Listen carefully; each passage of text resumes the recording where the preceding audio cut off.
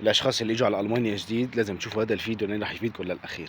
السلام عليكم ورحمة الله. أول شي جمعة مباركة ورمضان كريم علينا وعليكم كلياتكم يا شباب يا جماعة الخير يا العائلات اللي اجوا على ألمانيا جديد. بحب هنيكم كلياتكم لأني طلع قرار من الاتحاد الأوروبي إن سوريا غير بلد غير آمنة، يعني وإن شاء الله طلبات اللجوء كلياتها بعد شهر ونص إذا كترت شهرين، هو احتمالا من بعد شهر الرابع أو الخامس رح ترجع تبلش إجراءات كلياتها تشتغل.